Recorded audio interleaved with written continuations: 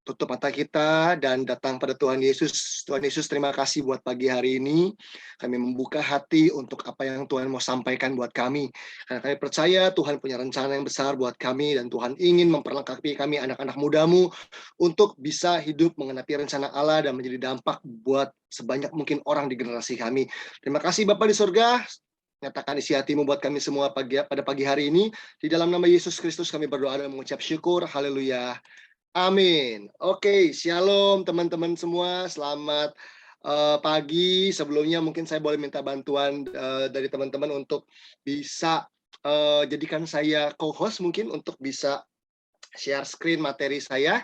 Dan oke, senang banget hari ini bisa kembali ada di Youth Arrow. Dan saya berdoa supaya teman-teman semua dalam keadaan yang baik, sehat semuanya. Anak-anak Youth Arrow tetap bersemangat di tengah-tengah pandemi yang belum selesai. Dan kita semua pasti juga rindu untuk jadi berkat bagi banyak orang. Teman-teman semua, saya percaya bahwa Tuhan punya rencana yang besar buat kita. Amin. Ya nggak sih? Buat setiap kita Tuhan punya rencana yang besar, dan Tuhan nggak mau pandemi COVID ini menghalangi rencana Tuhan dalam hidup setiap kita. Karena itu sangat penting buat kita sebagai anak-anak muda Kristen yang sudah lahir baru, yang sudah kenal Tuhan Yesus, untuk punya kehidupan rohani yang sehat. Dan sepertinya teman-teman minggu-minggu ini atau bulan-bulan ini di teman-teman dan Youth Arrow ini sedang belajar tentang punya kehidupan rohani yang sehat. Dan hari ini kita mau membahas satu tema, yaitu tentang sakral dan sekuler. Nah, yuk kita sama-sama siapin hati kita dan siapin mungkin catatan kita, alat tulis kita, buku kita, Alkitab kita, dan kita belajar sesuatu pada hari ini. So teman-teman semua, hari ini kita mau bicara soal sacred and secular, gitu ya. Soal sakral dan sekuler, gitu ya. Oke. Oke, ini teman-teman semua, apa sih sakral itu, gitu ya? Apa sih sacred itu? Sakral, suci, berhubungan dengan Allah, berhubungan dengan sesuatu yang rohani atau berhubungan dengan agama. Biasanya sakral itu kayak begitu ya nggak sih? Kalau kita ke Bali, kita datang ke sebuah kuil gitu ya, kuil Hindu di Bali gitu ya. Ini tempatnya sakral loh gitu. Saya pernah liburan ke Bangkok, datang ke sebuah temple di Bangkok, lupa namanya apa gitu ya. Waktu mau masuk ke situ, kita disuruh sepatunya kita, apa sendalnya kita dimasukin kantong plastik gitu ya. Kita harus masuk dengan kakinya nyeker gitu, nggak boleh pakai sepatu, nggak boleh pakai sendal. Kenapa? Karena dianggap tempatnya sakral gitu ya, berhubungan dengan kehadiran dewa, kehadiran sosok-sosok pribadi yang supranatural begitu, sakral, sesuatu yang suci, sesuatu yang kudus yang berhubungan dengan Tuhan. Tapi ada kata berikutnya yaitu sekuler gitu ya, sesuatu yang dianggap tidak ada hubungannya dengan Allah, tidak ada hubungannya sama kerohanian, sama agama gitu ya. Dan pemisahannya kira-kira pada umumnya itu seperti ini teman-teman. Nah, banyak orang berpikir, bahkan orang Kristen berpikir bahwa dunia yang tadi, yang sakral tadi, yang rohani, dan dunia yang sekuler tadi tuh dua hal yang terpisah begitu ya. Di atas tuh ada lingkaran yang isinya itu bicara soal sesuatu yang sakral lah, ngomongin teologi, ngomongin penginjilan, pemuritan dalam gereja, devotion saat teduh gitu ya. Ada juga soal iman, kasih karunia, misi, etika, segala macam lah. Kita mau tambahin macam-macam juga boleh lah. Mau ngomongin tentang pujian penyembahan, mau bicara soal kebaktian gitu ya, komsel gitu. Sesuatu yang berhubungan sama sesuatu yang rohani. Tetapi di bawah itu, setelah garis yang di bawah, yang panjang itu, di bawah tuh ada sesuatu yang natural gitu ya, yang berhubungan sama pekerjaan, reason, bisnis, politik.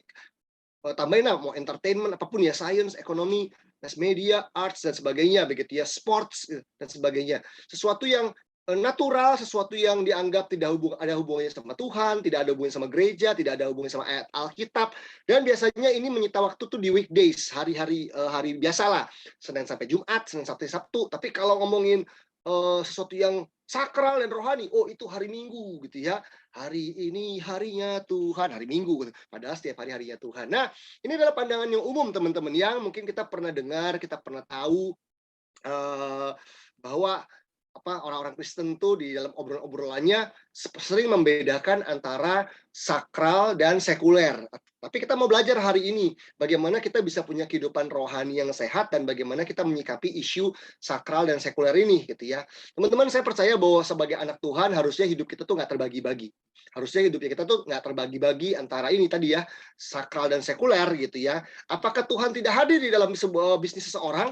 Apakah Tuhan tidak bekerja di dalam dunia politik? Apakah Tuhan hanya menjamah di dalam gereja ketika kita menaikkan satu lagu pujian penyembahan, kita merasa bahwa oh, aku merasa ada hadirat Tuhan sedang menjamah di ruangan ini. Apakah ketika di dalam dunia politik Tuhan nggak bekerja? Apakah di tengah-tengah struggle-nya pergumulan ekonomi seseorang atau ekonomi sebuah bangsa, di situ Allah tidak bekerja? Apakah Tuhan nggak pernah bekerja juga di dalam dunia entertainment karena dianggap kotor, dunia politik dianggap kotor dan sebagainya? Apakah demikian? Apakah yang bekerja di dalam gereja selalu Tuhan?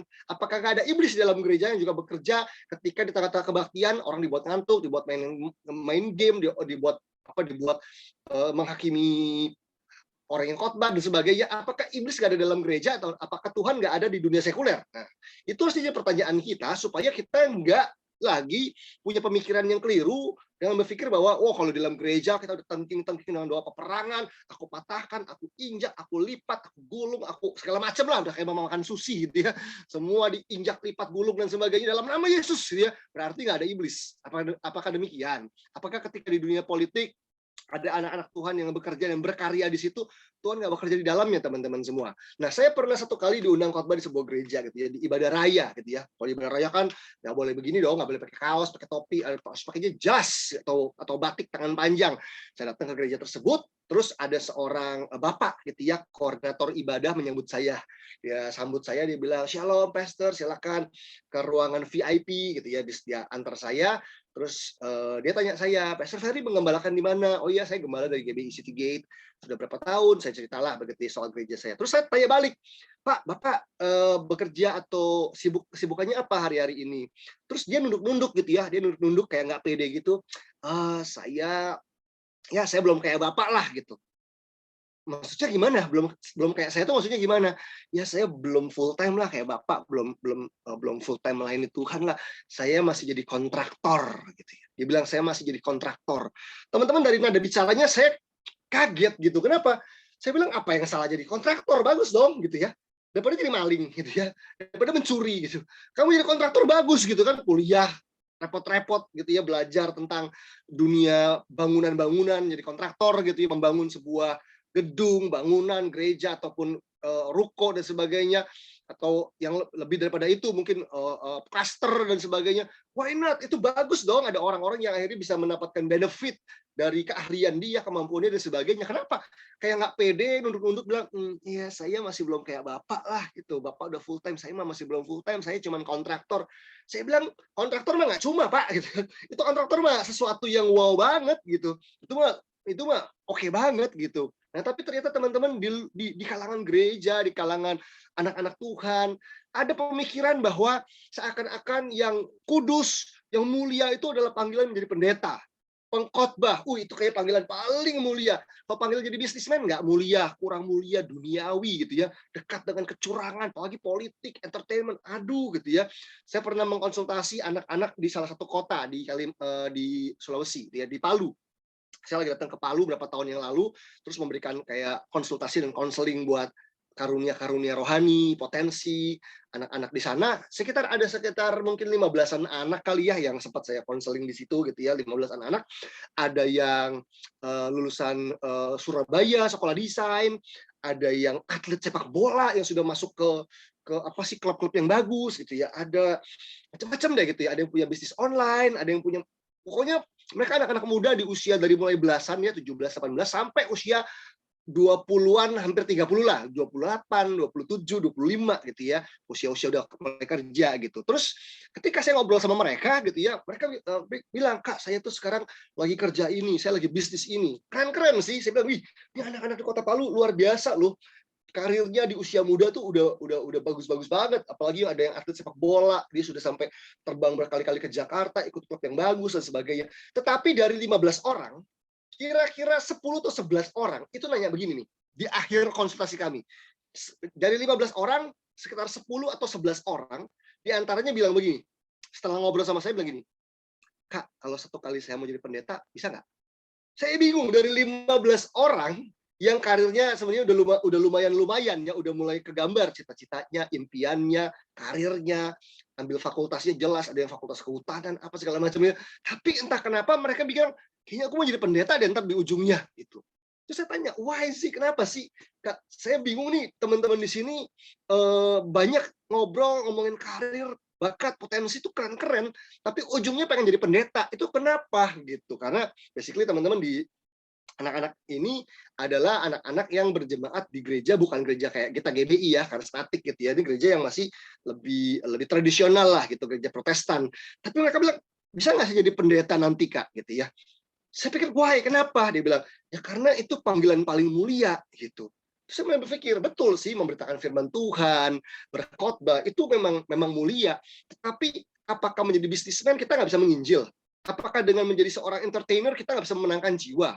Apakah kita menjadi seorang politikus kita nggak bisa mengerjakan kehendak Bapa di area kita? Apakah orang yang menjadi pendeta dan berkhotbah selalu pasti rohani dan panggilannya mulia? Bagaimana kalau dia jadi pendeta, pengkhotbah, tetapi dia nyontek khotbahnya? Gimana kalau dia sebagai gembala dia melakukan pelecehan seksual di dalam pengembalaannya? Gimana dia tidak mengandalkan Tuhan, melakukan punya skandal finansial, penyalahgunaan keuangan gereja? Berarti kan sama aja, bukan masalah panggilannya. Tapi bagaimana dia hidup bahkan di tengah-tengah dunia sekuler, di dunia yang katanya orang tidak ada hubungannya dengan Tuhan, ya tadi entertainment, politik, bisnis, kedokteran, sport dan sebagainya. Bukankah Tuhan ada di situ? Bukankah kita bisa memenangkan jiwa di situ? Bukankah kita bisa memuridkan di situ? Bukankah kita bisa mengerjakan kehendak Bapa di situ? Bukankah harusnya Indonesia punya anak-anak Tuhan yang ada di pemerintahan untuk bisa membuat kebijakan-kebijakan yang baik buat kota kita Jakarta, buat bangsa kita Indonesia, supaya membawa bangsa kita pada kehendak Allah? Kenapa semua pengen jadi pendeta sih? Kenapa semua orang pengen jadi pengkhotbah sih? Karena pemikirannya kadang-kadang berpikirnya begitu, bahwa oh ini mulia, ini rohani, itu sekuler. Nah, saya percaya bahwa kehidupan kita sebagai anak Tuhan harusnya nggak terbagi-bagi. Artinya Tuhan berkuasa atas segala aspek dalam kehidupan kita, teman-teman. Kita ingat ayat ini, 1 Petrus 2 yang 9. Tetapi kamulah bangsa yang terpilih. Teman-teman, kalianlah, kitalah the chosen generation. Bangsa yang terpilih, chosen generation, generasi yang dipilih. Kita di tengah-tengah generasi digital, di dalam generasi digital ini, ada generasi digital yang anak-anak Tuhan, gitu ya. Anak-anak Tuhan yang dipanggil, gitu ya, yang dipilih sama Tuhan untuk berdiri buat generasi ini. You are chosen generation. Tapi aku generasi digital, Kak. It's okay. Kamu generasi digital yang berbeda dari teman-teman digitalmu lainnya, gitu kan? Kamu adalah imamat yang rajani. Nah, ini yang kita mau soroti, teman-teman. Imamat yang rajani, bangsa yang kudus, gitu ya. Kamu dipilih, kamu imamat yang rajani, kamu bangsa yang kudus, generasi yang hidup kudus, umat kepunyaan Allah sendiri, supaya kamu memberitakan perbuatan-perbuatan yang besar dari Dia yang telah memanggil kamu keluar dari kegelapan kepada terangnya ajaib. Teman-teman, kita semua adalah imamat yang rajani. Teman-teman, ada kata ini, imamat yang rajani. Dalam bahasa Inggrisnya, royal priesthood, gitu ya, dalam bahasa Inggrisnya. Imamat yang rajani. Nah, kata imamat yang rajani itu terbagi dari dua kata sebetulnya. Bagi dari dua kata, imamat dan rajani. Ya, imamat dan rajani. Nah, imamat yang rajani itu apa sih? Raja ini kan ngomongin raja, gitu ya. Tapi imamat itu kata dasarnya imamat tuh bukan mamat, ya teman-teman ya. Jadi kata dasarnya imamat tuh bukan mamat, tapi imam, gitu ya. Jadi ini adalah dua jabatan, dua profesi yang ada di Perjanjian Lama. Di mana di dalam Perjanjian Lama, imam dan raja adalah dua hal yang terpisah. Daud adalah raja, dia nggak bisa jadi imam, gitu ya. Ada imamnya sendiri, gitu ya. Siapa lagi? Pokoknya ada orang-orang yang dipanggil jadi imam, yang bertugas di bait suci, ada orang-orang yang dipanggil jadi raja, yang bertugas secara politik, gitu ya, di bangsa Israel atau di kerajaan Yehuda pada waktu itu, di kerajaan Israel pada waktu itu. Nah, teman-teman, dulu imam dan raja adalah dua hal yang berbeda. Seakan-akan raja ngurusin hal-hal sekuler, imam ngurusin hal-hal rohani yang berbau agama, berbau penyembahan dan sebagainya. Tetapi tidak demikian ternyata menurut firman Tuhan. Nah, kalau di Perjanjian Baru kita mengenal istilah imamat yang rajani. Artinya setiap orang Kristen adalah imam-imam dan raja-raja sekaligus. Tapi bagaimana dengan Perjanjian Lama, Kak? Bukankah itu dibedakan? Orangnya berbeda, jabatannya nggak rangkap. Tetapi tahukah teman-teman semua bahwa yang mengerjakan kehendak Tuhan di generasi di Perjanjian Lama pun bukan cuma imam doang, tetapi juga raja. Daud adalah raja, dia seorang penyembah. Daud adalah seorang raja, dia menulis Mazmur. Daud seorang raja, dia mengerjakan isi hati Tuhan di generasinya. Kalau diperhatikan di Perjanjian Lama, teman-teman, kita akan bertemu dengan banyak profesi yang tidak ada hubungannya dengan dunia sacred, dunia sakral gitu ya. Siapa sih imam yang dipakai sama Tuhan? Kita mungkin pernah dengar namanya Imam Harun gitu ya, imam besar yang di Perjanjian Lama gitu ya. Tetapi coba sebagian besar orang-orang yang tokoh-tokoh yang kita kenal bukanlah orang yang punya jabatan imam di Perjanjian Lama. Contohnya Daud. Siapa Daud? Daud itu kalau zaman sekarang dia presiden, teman-teman. Kira gitu. Pernah jadi jenderal, mungkin kalau jenderal tuh mungkin kayak Pak Luhut kali ya zaman sekarang. Terus pernah jadi kayak Pak Jokowi juga aja presiden. Kenapa? Daud tuh adalah jenderal perang, seorang presiden. Kalau kita mengenal zaman dulu ada yang namanya gembala. Ada gembala kambing domba. Gembala kambing domba zaman dulu itu nggak sama dengan gembala sidang, teman-teman. Jadi gembala zaman dulu tuh profesi yang namanya nelayan, yang namanya gembala itu adalah pekerjaan yang common, yang biasa, yang sehari-hari terjadi di konteksnya Israel dalam zaman itu di Perjanjian Lama terutama. Kalau sekarang kayak apa sih yang common orang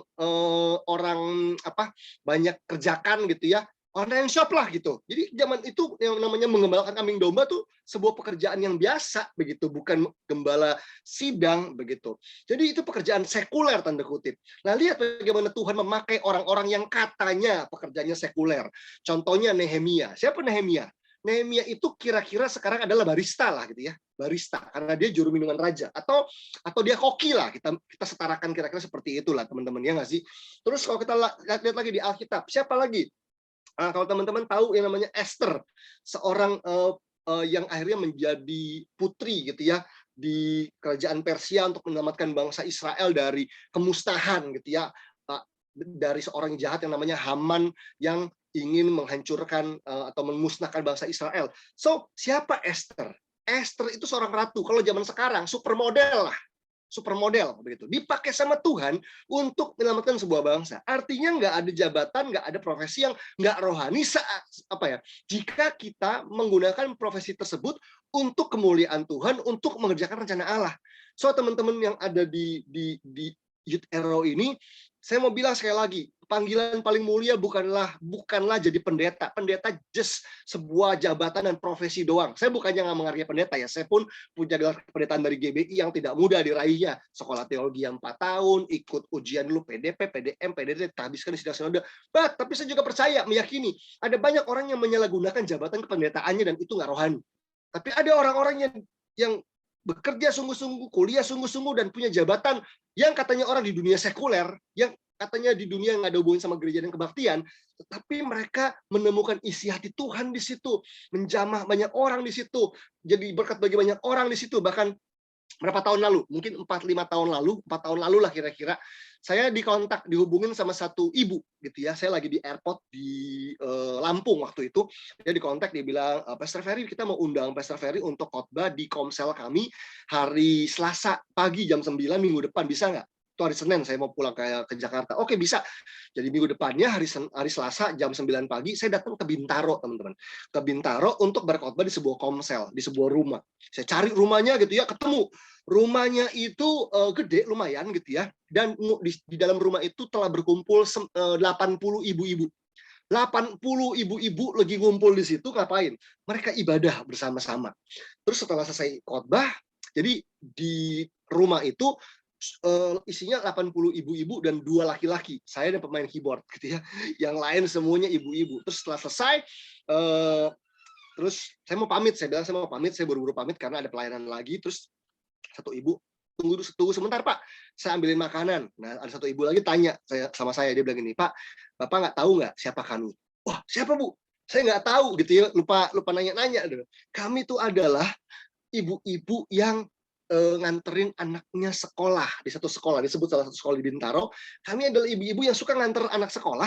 Ketika anaknya masuk ke sekolah gitu ya, kami nunggu di pintu gerbang, daripada ngegibah, daripada ngegosip di pintu gerbang, mendingan mereka bahas firman Tuhan, sharing, saling mendoakan, memuridkan. Jadi di pintu gerbang terjadi penginjilan, pengembalaan, pemuritan, konseling, saling mendoakan dari ibu-ibu, ibu rumah tangga, teman-teman semua. Dan selama 10-11 tahun ada banyak orang dijangkau di situ, dimenangkan di situ, dipulihkan di situ, yang pernikahannya mau cerai nggak jadi cerai, yang bisnis suaminya mau bangkrut nggak jadi bangkrut. Kenapa? Di situ nggak ada pendeta, cuman mami-mami ibu rumah tangga yang habis goreng tempe, goreng bakwan, goreng segala macem, goreng ikan gitu ya, datang ke sekolah antar anaknya masuk, ibunya komsel di situ di depan pintu gerbang. Nggak ada pendeta di situ. Ibu rumah tangga yang sharing firman Tuhan, ibu rumah tangga yang berdoa dari apa yang mereka pelajari dari gereja di ibadah hari Minggu, dan ada banyak orang dipulihkan di situ dan dimenangkan di situ. Itu imamat yang rajani, teman-teman. Itu yang membuktikan bahwa seharusnya sekuler dan sacred itu tidak terpisahkan. Artinya Tuhan bisa hadir di pintu gerbang sebuah sekolah untuk menjamah orang-orang di situ. Even dia nggak pakai pendeta, dia pakai ibu rumah tangga. Siapa bilang menjadi seorang atlet nggak bisa memuliakan Tuhan, nggak bisa memuridkan, dan nggak bisa menjangkau jiwa? Siapa bilang menjadi seorang artis nggak bisa memenangkan jiwa dan nggak bisa memuridkan? Bisa. Kita aja yang kotak-kotakin seakan-akan pemuritan, penginjilan, pengajaran, semuanya itu tugas pendeta doang.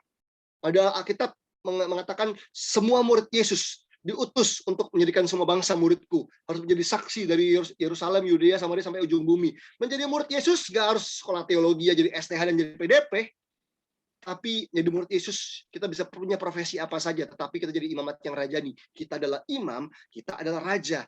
Jadi artinya dunia sekuler dan dunia rohani tidak lagi terpisahkan jika kita gitu ya, jika kita melibatkan Tuhan dalam segala aspek kehidupan kita, termasuk waktu kita ada di luar gereja, teman-teman.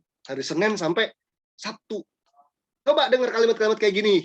Kalau di gereja jangan ngomong kasar, pernah dengar nggak? Kalau di gereja jangan ngomong kasar lo, kalau di gereja jangan ngomong jorok lo. Kalau di luar boleh. Ya tetap nggak boleh, ya nggak sih? Kenapa? Karena bukan masalah tempatnya, tetapi kitanya adalah bait Allah. Kita lah manusia baru. Kita nggak ngomong kasar bukan karena tempatnya di gereja atau bukan, tapi karena kita udah diubahkan sama Tuhan. Ya nggak sih? Jadi ini paradigma yang salah yang dibilang, kalau di gereja jangan ngomong jorok, jangan ngomong kasar. Emangnya di luar boleh? Di gereja jangan lihat pornografi. Emang di luar boleh? Ya enggak juga gitu. Karena menjadi kudus tuh di semua aspek, semua area. Kalau di gereja kita semua hormati Tuhan. Kalau di luar gereja boleh nggak menghormati Tuhan? Ya enggak boleh. Tetap harus menghormati Tuhan. Di sekolah kita nggak nyontek. Di rumah kita waktu orang tua kita nggak lihat kita juga hidupnya benar dan kudus. Kalau buat pelayanan kita harus jujur loh. Emangnya kalau nggak buat pelayanan kita boleh nggak jujur? Ya nggak boleh. Harus tetap jujur sebagai anak Tuhan. Kita punya integritas, kita punya kebenaran, kita punya karakter Kristus, kita punya buah roh, supaya kita nggak punya kehidupan ganda, teman-teman. Di gereja holy, suci, kudus, haleluya, haleluya, maranatha, anaconda segala macam, tapi di luar, enggak. Di luar sama di dalam gereja sama. Kita diubahkan menjadi semakin serupa dengan Kristus, hidupnya benar, berkata-katanya benar, dipimpin Roh Kudus, menghormati orang lain, berjujur, berintegritas, tidak curang dimanapun, di sekolah, di kampus, di pekerjaan, di bisnis, di rumah maupun di gereja, teman-teman semua. Itu yang namanya punya kehidupan rohani yang sehat. Ini firman Tuhan bilang gini, Yakobus 3, 9-10. Dengan lidah kita memuji Tuhan. Nih, dengan lidah kita, dengan mulut kita memuji Tuhan Bapa kita. Dan dengan lidah kita mengutuk manusia yang diciptakan menurut rupa Allah. Oke. Ini ada orang yang punya kehidupan ganda tuh kayak gini. Dengan lidah memuji Tuhan, tapi dengan lidah yang sama, mulut yang sama, mengutuk manusia yang diciptakan menurut rupa Allah. Dari mulut yang satu keluar berkat dan kutuk. Hal ini, saudara-saudaraku, tidak boleh demikian terjadi, kata firman Tuhan. Nggak boleh. Hidup kita nggak boleh punya standar ganda. Kita harus kudus dalam seluruh hidup kita. That's why ini adalah aplikasi dari kalau kita percaya bahwa harusnya dalam kehidupan kita bukan soal dunia sakral dan sekuler, tetapi kita ingin membawa Kristus di dalam semua area yang berhubungan sama gereja maupun yang bukan gereja. Kita ingin dua-duanya di situ Kristus nyata. So apa implikasinya gitu ya? Apa implikasi dalam kehidupan kita? Pertama, yang namanya holiness, kekudusan. Ini penting banget. Jadi kita harus hidup kudus dalam segala aspek kehidupan kita. Nggak cuma di gereja doang, nggak cuma waktu pelayanan doang. Wah, gue jadwal pelayanan nih hari ini, atau minggu ini gue di jadwal pelayanan nih, seminggu ini gue harus puasa, seminggu ini gue jangan nyontek, seminggu ini gue jangan pornografi, karena gue di jadwal pelayanan di hari Minggu. Nanti kalau udah lewat baru deh gue nyontek. Nggak bisa begitu. Kita imamat yang rajani, kekudusan dan identitas kita. That's why ini yang harusnya terjadi dalam kehidupan kita, teman-teman semua. Nih.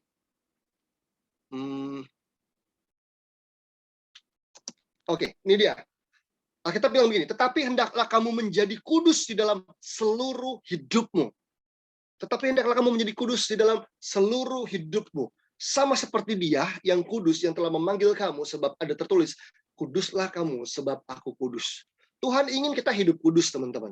Dan waktu Tuhan mau kita hidup kudus, Tuhan mau kita hidup kudus di seluruh hidup kita, di dalam seluruh hidupmu. Bukan cuma waktu pelayanan doang, waktu kuliah juga, waktu sekolah juga, waktu pacaran juga, waktu di rumah juga, waktu di kerjaan juga. Kita menjadi kudus dalam seluruh hidupmu. Nggak punya standar ganda. Itu yang namanya punya kehidupan Kristen yang sehat, kehidupan rohani yang sehat. Dikatakan sama seperti Dia. Ingat, hidup kudus itu bukan cuma peraturan ya, nggak boleh ini, nggak boleh itu, nggak boleh ini, nggak boleh itu. Bukan cuma itu, nggak boleh ngerokok, nggak boleh dugem, nggak boleh itu. Bukan cuma itu, walaupun itu juga ada panduannya. Tetapi intinya adalah menjadi kudus dalam seluruh hidupmu sama seperti Dia. Sama seperti Dia itu artinya apa sih? Hidup kudus itu artinya menjadi seperti Yesus, Christ likeness. Menjadi seperti Dia, serupa Kristus, yang kudus, yang telah memanggil kamu, sebab ada tertulis, kuduslah kamu sebab aku kudus. Kuduslah kamu sebab aku kudus. Anak-anak Youth Arrow, kuduslah kalian. Kuduslah anak-anak Youth Arrow, sebab aku, kata Tuhan, kudus. Artinya, kekudusan itu bukan cuma soal perilaku, bukan sekedar soal peraturan. Kekudusan adalah sebuah identitas, teman-teman. Kekudusan adalah identitas. Kuduslah kamu sebab aku kudus. Artinya kalau kekudusan itu adalah identitasmu, artinya kemanapun kamu pergi, kamu bawa itu. Benar nggak sih? Kalau teman-teman di sini, kamu lahir sebagai orang Batak. Kamu mau diumpetin kemanapun, kamu orang Batak kok. Beneran. Itu salah satu kesukuan kan adalah salah satu identitas kita ya. Kalau kamu adalah seorang yang bernama ini ada namanya Nathanael tadi ya. Kalau identitasnya namanya Nathanael gitu ya, ada pasportnya juga Nathanael Jevanya, KTP juga Nathanael Jevanya. Kamu mau dipindahin manapun, namamu tetap Nathanael Jevanya gitu kan? Karena that's your identity, nggak tiba-tiba kalau malam aku mince, kalau siang ya itu nggak boleh gitu ya, itu berarti kekacauan identitas. Tapi intinya adalah namanya kekudusan itu identitas, artinya kemanapun kamu dibawa, kamu bawa itu. Kekudusan itu identitas, artinya kemanapun kamu hidup, kapanpun, apapun yang terjadi, kamu punya masalah, kamu difitnah, kamu ngalamin godaan, kamu ada di tempat bisnis, kamu sedang pacaran dan nggak ada orang yang lihat, kamu tetap membawa kekudusan karena itu identitasmu, itu jati dirimu. Dan tidak boleh ada standar ganda. Artinya kekudusan harus terjadi di semua aspek kehidupan kita, teman-teman. Kekudusan itu seperti itu apa sih? Kalau buat saya ini ada beberapa poin tentang kekudusan yang saya selalu pegang dalam hidup saya. Yang pertama, kekudusan bukan cuma sekedar soal peraturan nggak boleh ini, nggak boleh itu. Buat saya kekudusan adalah soal jatuh cinta sama Yesus lebih dan lebih lagi. Teman-teman, ketika kita memutuskan untuk nggak melakukan ini, nggak melakukan itu, ketika kita decide, gue nggak mau nyontek lagi, gue nggak mau masturbasi lagi, gue nggak mau pacaran nggak kudus lagi. Kenapa kamu buat itu? Cuma takut konsekuensi. Takut pacarmu hamil, takut kena penyakit kelamin, cuma takut konsekuensi, atau karena kamu tahu apa yang kamu lakukan, dosamu, kejatuhanmu itu mendukakan hatinya Tuhan, atau melukai hatinya Tuhan. Jadi kekudusan adalah tentang falling in love with Jesus more and more and more and more. Itu yang saya percaya. Kalau kamu falling in love with Jesus, kamu akan lakukan apa aja buat Dia. Kamu nggak akan ngerasa kebeban. Aduh, nggak boleh ini, nggak boleh itu, nggak boleh ini, nggak boleh. Ngerasa kebeban. Minggu lalu saya dari Surabaya. Saya ketemu satu anak kecil, anak dari teman saya yang ngundang. Itu umurnya baru 7 tahun, teman-teman. Anak laki-laki namanya Caleb, umur 7 tahun. Papanya cerita gini, Caleb itu kalau main gadget itu cuma Sabtu sama Minggu. Anak umur 7 tahun ya, main gadget dikasih sama papanya hari Sabtu sama hari Minggu.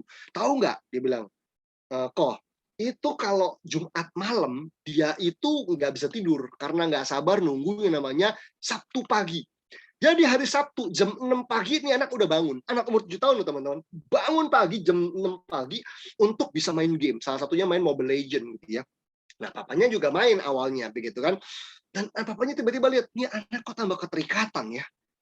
Keterikatan, pokoknya kalau udah pegang gadget tuh hari Sabtu sama Minggu udah kena Mobile Legends, udah lupa semuanya deh. Nggak peduli apapun, kayaknya perhatiannya udah terfokus sama game itu doang. Sampai satu kali ada omanya gitu ya, ada omanya yang kakaknya omanya lah di Amerika lagi teleponan sama dia, seorang pendoa syafaat katanya dapetin sesuatu lah dari Tuhan. Intinya dia menegur si Caleb ini untuk karena dia sudah keterikatan gitu ya dengan Mobile Legends dan itu mendukakan hati Tuhan.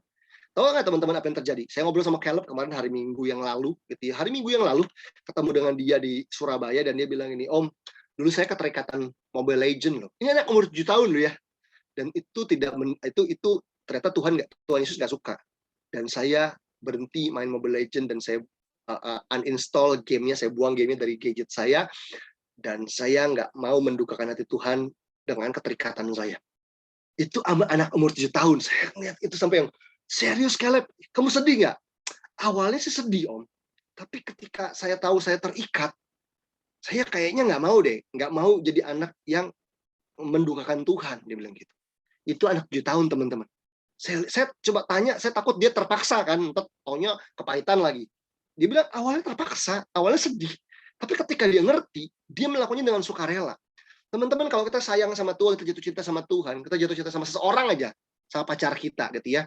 Terus pacar kita bilang, tidurnya jangan malam-malam dong. Kamu jangan gini doang dong, kamu kerja yang rajin dong. Atau bahkan kalau zaman dulu, zaman saya ya, ada cewek-cewek yang kalau lagi pacaran bilang gini, aku minta kamu berhenti ngerokok ya mulai sekarang ya. Itu ya, mau dikasih ayat apa aja nggak berhenti tuh rokok. Misalnya ada satu anak tongkrongan, begitu pacarnya bilang, aku mau kamu berhenti ngerokok dong. Itu langsung berhenti loh. Kenapa? Karena jatuh cinta. Orang tuh kalau falling in love with someone gitu, ya dia akan punya kerelaan untuk melakukan sesuatu yang wah, bahkan melampaui kekuatannya teman-teman. Hidup kudus itu soal itu, soal falling in love with Jesus more and more gitu ya. Hidup kudus itu soal apa sih? Soal menghargai Tuhan, diri sendiri dan orang lain.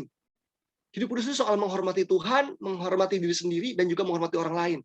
Coba dia lihat teman-teman yang punya struggle soal yang namanya dosa perzinahan, pornografi. Lihat deh, akar dari dosa-dosa seksual adalah tidak menghormati diri sendiri dan tidak menghargai orang lain. Tidak menghargai wanita, tidak menghargai pasangan. Yang dirusak apa sih? Bukan cuma hawa nafsu kita, bukan cuma masa depan kita, tapi rasa hormat kita dirusak oleh iblis. Nah, itu yang Tuhan nggak mau. Tuhan mau kita kudus dalam semua kehidupan kita. Dimulai dengan hati kita yang jatuh cinta sama Tuhan lebih dan lebih lagi dan menghormati Tuhan, diri sendiri dan orang lain. Ini teman-teman, ini salah satu aplikasi dari ketika kita tahu bahwa Tuhan itu nggak cuma bekerja di area-area yang katanya sakral doang, di gereja doang, tapi dia ingin bekerja dan berkarya, menuntun kita, menjamah kita di semua aspek kehidupan kita, teman-teman. Bahkan saya percaya Tuhan nggak cuma ingin menyembuhkan kita di gereja doang. Wah, di gereja ada kakak kesembuhan, di luar sana juga perlu kesembuhan kok. Teman-teman di kantormu, teman-teman di kampusmu, mau nggak kamu berdoa buat mereka? Bro, sis, boleh nggak gue berdoa buat lu? Doakan mereka. Di kantin, kantor, di kubikalnya mereka, doakan. Bisakah ada kuasa kesembuhan menjamah mereka dan memulihkan mereka? Bisa banget, bisa banget. Tanpa perlu lagu dan keyboard yang syahdu pun, Yesus nggak bisa dibatasi oleh itu kuasanya teman-teman semua. Oke, berikutnya. Yang berikutnya adalah worship. Kalau kita percaya bahwa harusnya dunia sekuler dan dunia rohani itu tidak tersekat, harusnya kita melakukan segala sesuatu tuh untuk kemuliaan Tuhan. Oh, aku lagi menyembah Tuhan. Kenapa? Karena aku lagi tengah-tengah kebaktian, lagi nyanyi buat Tuhan. Betul, nyanyi lagu buat Tuhan, ya itu adalah penyembahan. Walaupun ada orang yang nyanyi lagu rohani di ibadah, tangannya diangkat, pikirnya kemana-mana. Itu bukan menyembah Tuhan, karena tangannya diangkat, matanya merem, miring-miring, tapi pikirannya kemana-mana, hatinya kemana-mana. Itu bukan penyembahan, teman-teman. Tapi bisa nggak penyembahan tuh di dalam gereja, 2 jam, 5 lagu? Bisa, kalau kita menyanyikannya buat Tuhan. Tetapi penyembahan bukan cuma itu. Yohanes pasal keempat ayat yang ke-23-24 mengatakan bahwa akan tiba datangnya bahwa akan tiba waktunya bahwa Bapa mencari penyembah-penyembah yang benar yang akan menyembah Bapa dalam roh dan kebenaran.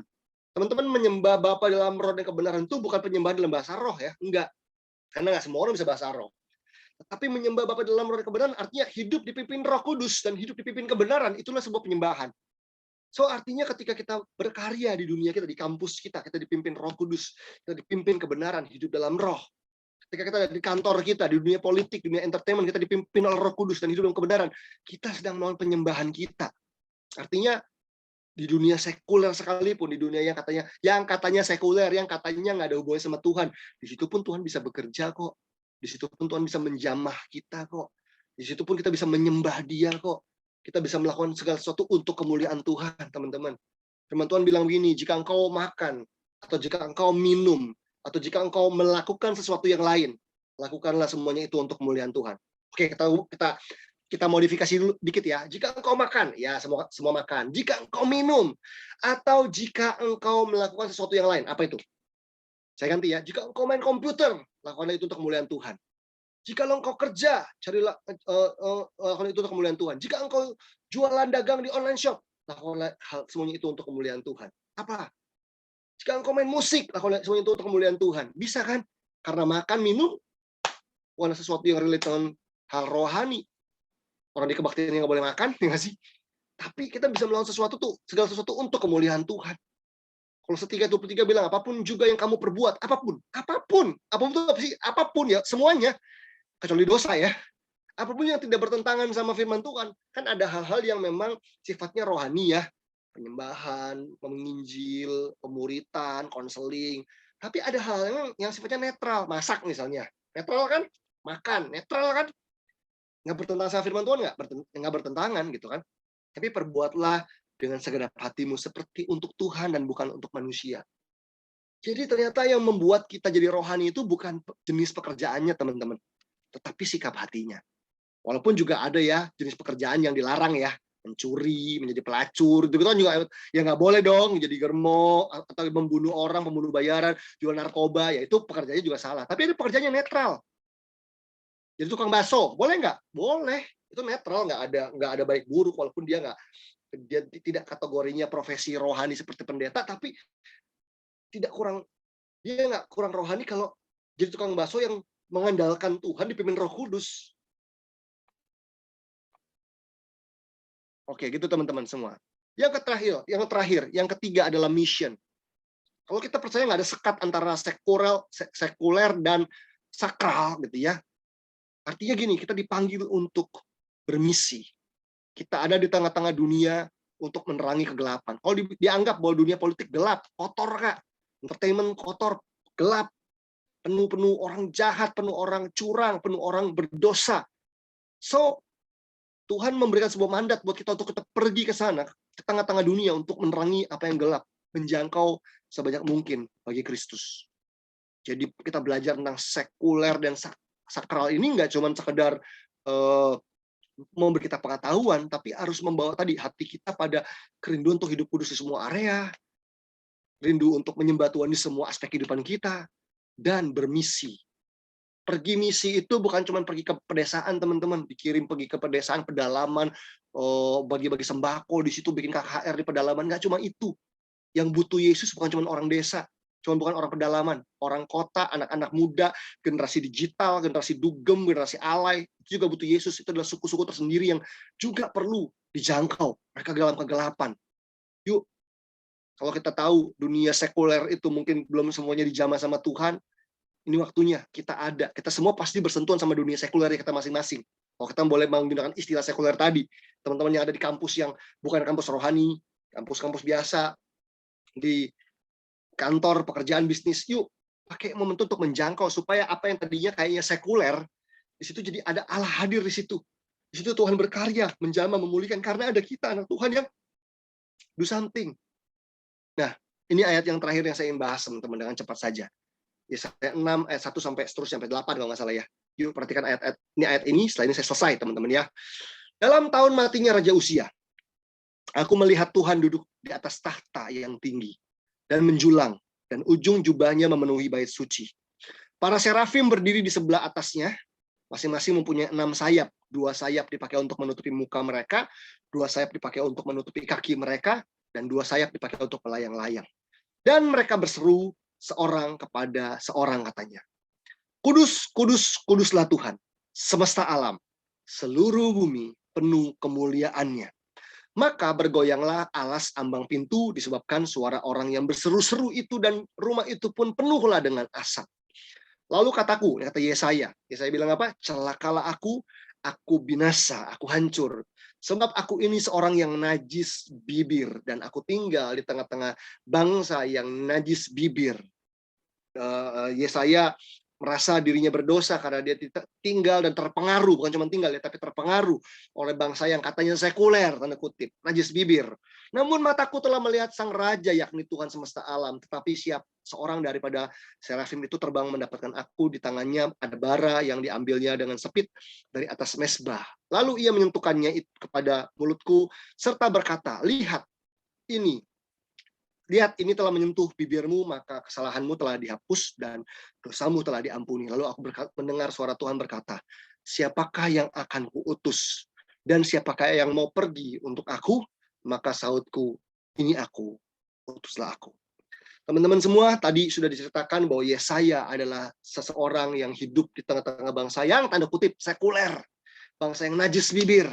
Tapi Tuhan malaikat membawa sebuah bara, menyentuhkan untuk bibirnya, dan nih, dosamu sudah dihapuskan, kau sudah dikuduskan. Dan tiba-tiba muncul kalimat yang terakhir, siapakah yang akan kuutus dan siapakah yang mau pergi untuk aku. Simpelnya adalah ini, teman-teman. Harusnya kekudusan membawa kita pada pengutusan. Kekudusan Tuhan harusnya membawa kita pada hidup yang diutus. Kehidupan yang suci, yang sakral tadi, gitu ya. Entah kita berada di gereja, diperlengkapi, menyembah Tuhan dan sebagainya, harusnya membuat kita bukan terpisah dengan sekuler, tapi kita pergi ke sana untuk menjangkau, bermisi ke sana untuk mewarnai. Karena kalau kita lihat di ayat yang ini nih, nah, kudus-kuduslah Tuhan, semesta alam, seluruh bumi penuh dengan kemuliaannya. Ternyata konsekuensi dari kita memahami kekudusan Tuhan, konsekuensi dari kita hidup dalam kekudusan Allah adalah kita akan melihat seluruh bumi penuh kemuliaannya. So, gimana seluruh bumi penuh kemuliaannya? Kita perlu bermisi, kita perlu menjangkau. Karena itu dampak dari kekudusan adalah pengutusan. Hasil dari hidup yang kudus adalah hidup yang diutus oleh Tuhan ke tengah-tengah dunia kita, aspek kehidupan kita masing-masing untuk menyatakan Kristus tengah-tengah generasi ini. Siapa di antara teman-teman yang rindu dipakai Tuhan untuk hidup kudus hari-hari ini? Siapa di antara kita yang rindu untuk menyembah Tuhan, nggak cuma di gereja, tapi di semua bidang kehidupan kita, di kampus, di kantor, di pekerjaan, di rumah, dan sebagainya. Siapa di antara kita yang rindu? Nggak lagi ada sekat pemisah, nggak cuma merasa bahwa Tuhan hadir di gereja, tapi kita yakin Tuhan rindu hadir di kantorku, Tuhan rindu untuk hadir di rumahku, Tuhan rindu untuk menjamah teman-temanku di kampus, dan kita ingin bermisi untuk membawa Tuhan ke situ. Yuk teman-teman semua punya hati buat generasi ini, punya hati buat generasi ini, dan dimulai dengan hal yang paling pertama, tangkap hatinya Tuhan, minta hatinya Tuhan, supaya kamu punya hati buat generasi ini, dan kamu mau pergi sebagai respon terhadap kekudusan, ada pengutusan, kamu pergi ke tengah-tengah dunia untuk mewarnai dunia yang katanya sekuler tadi, jadi penuh dengan kemuliaan Tuhan. Mari tutup mata kita berdoa sama Tuhan, datang sama Tuhan. Tuhan Yesus, hari ini kami belajar bahwa Engkau Tuhan yang berkuasa dan berdaulat, nggak cuma di gereja, nggak cuma di kebaktian, nggak cuma di komsel, tapi di semua bidang kehidupan, di semua aspek kehidupan. Bapak, kami mau jadi anak muda yang hidup kudus di semua area kehidupan kami. Nggak cuma di gereja, tapi juga di rumah, di kampus, di sekolah, di kantor, di perusahaan kami, tempat teman kami bekerja, Tuhan. Di tempat liburan kami sekalipun. Kami mau jadi orang-orang yang menyembah Tuhan nggak cuma di gereja. Kami ingin menyembah di rumah, di jalan, di kantor, di kampus. Karena penyembahan bukan cuma nyanyi, tapi hidup dipimpin kebenaran, dipimpin Roh Kudus. Itu adalah penyembahan kami. Dan kami ingin punya misi, Tuhan. Kalau kami tahu, kami diperlengkapi dengan firman Allah yang kudus, dipenuhi dengan Roh Kudus. Kami mau, nggak cuma hidup gitu-gitu aja, tapi kami mau pergi ke tempat yang katanya sekuler, yang katanya nggak ada hubungan sama Tuhan, untuk menyatakan Kristus di situ. Supaya di tempat yang tadinya nggak ada penyembahan di situ, ada orang-orang yang datang sama Tuhan di situ, ada penyembahan di situ, ada orang-orang yang datang di situ, dan ada jamahan Tuhan di situ. Saya percaya kehadiran Tuhan nggak dibatasi oleh apapun, oleh ruang, waktu, dan waktu. Saya percaya Tuhan bisa hadir di mana saja, nggak cuma di gereja. Tuhan bisa hadir 24 jam sehari, dimanapun. Dan karena kami percaya juga bahwa hadirat Allah itu tinggal dan ada di dalam kami. Tugas kami adalah menyatakan Kristus tengah-tengah dunia melalui kehidupan kami, sehingga di mana kami ada, di situ Kristus ada. Di mana kami berkarya, di situ juga Kristus menyatakan diri. Terima kasih Tuhan Yesus, berkati teman-teman dari Youth Arrow, jadi generasi yang siap untuk menyatakan Kristus buat generasi ini. Dalam nama Yesus Kristus, kami berdoa dan mengucap syukur. Haleluya. Amin. Amin. Amin.